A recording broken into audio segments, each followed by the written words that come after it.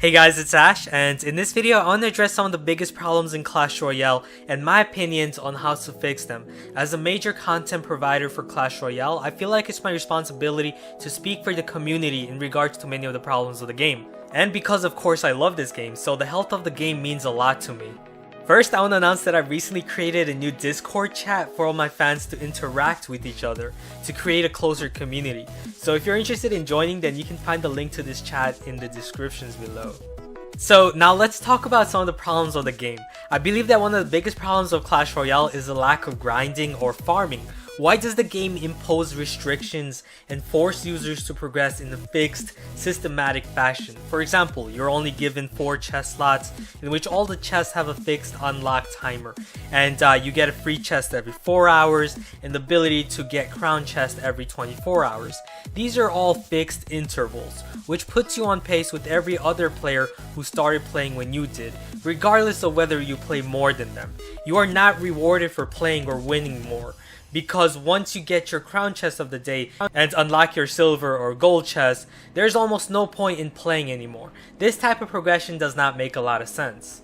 The idea of this system is to keep users logging back on frequently, to keep them active, especially when you also have to request for donations every 8 hours. But why put a limit on progression? If a player wishes to continuously play for 12 hours a day so that he could obtain more cards, then why not allow that? If a player is that dedicated to the game, he definitely deserves a legendary card. Grinding allows for more competitive and active players, more active than the player who just logs on sporadically to obtain free chests and request for donations and then log back off without really doing anything other than logging on.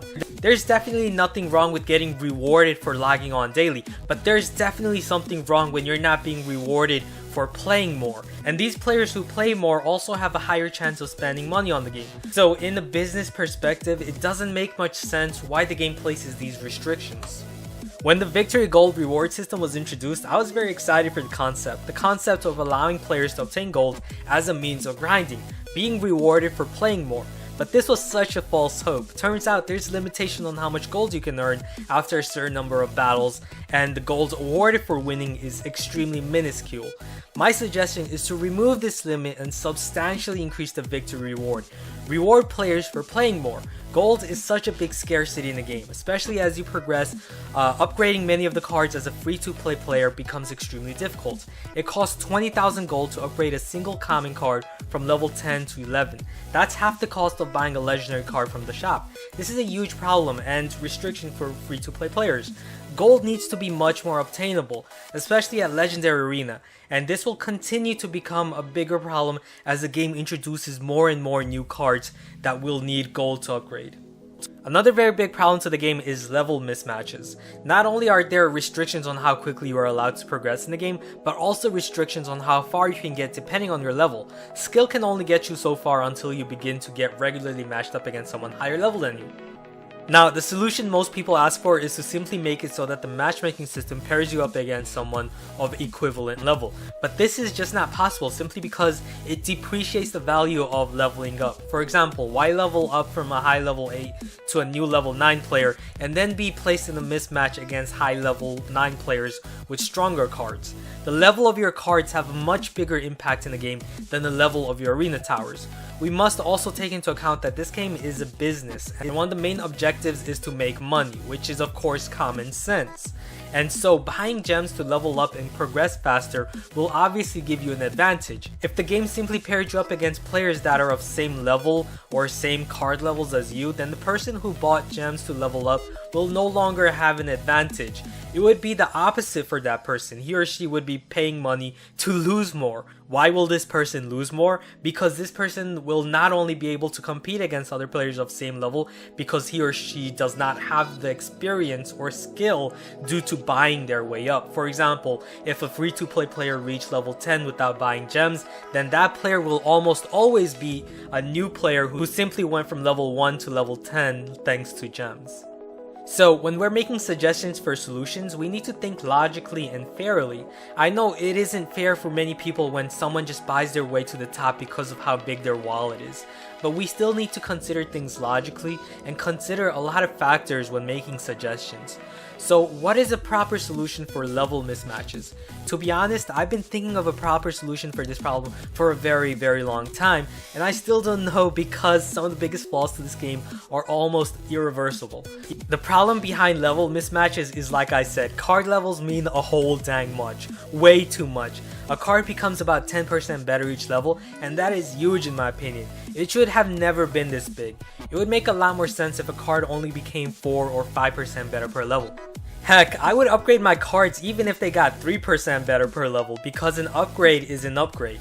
By keeping level upgrades low, you have less disparity between card levels of players who are 1 or 2 levels higher than you, making it a lot more skill based. In the current state of the game, if your opponent has a fireball 1 level higher than your 3 musketeers that you deployed behind your giant, then that fireball will instantly one-shot all your musketeers and completely overturn the battle. It would be a much more different story if your opponent's rare cards were the same level as your rare cards. Another simple example is if your opponent has goblins 1 level higher than your zap spell. Say you send in your Hog Rider and your opponent uses goblins to counter you and you have the zap spell. If your opponent's goblins are 1 level higher than your zap spell, then they will live and quickly kill your Hog Rider. Whereas, if they were the same level as your zap spell, they would die and your Hog Rider would have done over 1000 HP more damage on their tower under the same scenario. Ever since legendary cards were introduced, it fueled a lot of concern. In my opinion, the biggest mistake Supercell made was introduce these cards. They've made the bridge between free-to-play and pay-to-win a lot bigger. Obtaining these cards as a free-to-play player is extremely difficult and unlikely, while someone spending a couple $100s can easily obtain multiple legendary cards from super magical chests. The biggest problem of legendary cards is not that they are so hard to obtain, but because of how good they are. The Princess, Ice Wizard, and Miner are among some of the best cards in the game and give way too much value for only 3 elixir. So the solution here is simple: nerf these legendary cards and significantly increase their drop rate. Yes, they are legendary status, so what? Cards such as the Zap Spell and Hog Rider are super good and they aren't even epic. Rarity does not equate to potency. There are a lot of players spending a great deal of money to get legendary cards, but what is more important, fast money or the health and long-term value of the game? The introduction of legendary cards in the game negatively impacted over 90% of free-to-play players, and your player base and ratings are so much more important than making a quick buck and killing the game. Clash Royale is still a new game with lots of potential, and the long-term value of the game right now is so much more important than anything.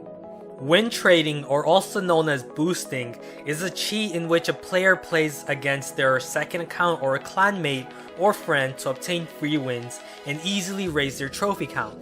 This is a huge problem because it affects some of the biggest supporters or spenders of Clash Royale. People have paid an enormous amount of money to compete at the top, and then you have some guys exploiting the system to obtain free wins. Even though this affects me in no way, it's something that must be addressed. Why isn't Supercell readily banning these guys? There's blatant evidence. Maybe permanent ban is too harsh for these heavy spenders, so why not even a soft ban? Now, don't even get me started with tournaments. There are just so many problems with tournaments that I will need to devote a whole video on it.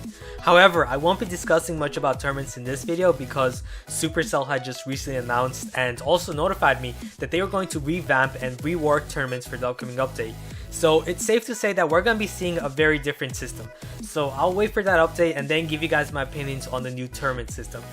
Right now, I'll just list some of the biggest problems with the current tournament system. The inability to find and join tournaments, disadvantages of not having legendary cards, especially when cards such as the Princess, Ice Wizard, and the Miner offer so much value for only 3 elixir.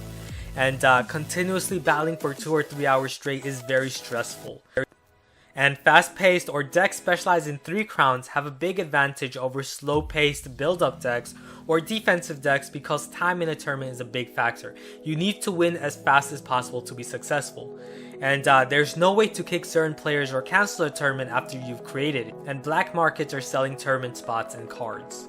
So yeah, I hope Supercell is working on fixing these problems. Now, there are other obvious problems to the game that should be fixed as soon as possible, such as having a separate window for donations, because in an active chatty clan, oftentimes you run into problems where the person's donation request disappears simply due to the clan being chatty. So yeah, I'm not sure why this problem is taking so long to be fixed. Balance problems in low arenas need to be taken more seriously. At the moment, Supercell only cares about statistics from the highest ranked players in the game, but balance and gameplay in the low arenas is super important because that is where you have the highest population of players in the game, and your goal is to retain these players. Retention rate is proportional to early game experience, which means that if you want these players to keep playing, then you need to make sure that things are fairly balanced in these low arenas. The best way to balance low arenas is to simply introduce new cards that can be used to counteract some of the biggest problems in the low arenas. For example, HUD spamming is a plague in low arenas with few solutions. So a certain common card like an earthquake spell that only inflicts damage to buildings would be an excellent solution to the problem in the low arenas. Now, it's just not the lower arenas, but balance changes also need to account for players around the 3,000 to 4,000 trophies range, which is a region populated by many of the most skilled players. The top 200 in the leaderboard is not a great depiction of the most skilled players, but more so of a bunch of big spenders. After all, how many level 13 players are there in the game, and how many are in the top 200 leaderboard? The point I'm trying to make here is that it's a different environment from the top 200 and the players around the 3,000 trophy range. A typical top 200 player does not need to worry about level disadvantages because most of them have already maxed out all their cards. Whereas a player in the 3000 range needs to worry about such threats as a level 9 player with level 11 Royal Giant. Because of the Royal Giant being a common card and also being a really good card, it's very easy to level him up, which causes an imbalance in the 3000 trophy range. These are problems that shouldn't be ignored, especially since this trophy region is so much more populated than the trophy region in the top 200 players. Clans need to be more interactive, and adding a clan war system similar to Clash of Clans would be an excellent addition to Clash Royale. There should definitely be a big reward for reaching Legendary Arena. In Clash of Clans, you're rewarded 2,000 gems for reaching 3,000 trophies. There are probably a lot of other problems I forgot to address, but those are some of the most important I can think of right now. Hopefully Supercell takes note of these suggestions. Let me know if you guys agree, and if you guys have any better suggestions, feel free to comment below because I would love to hear it.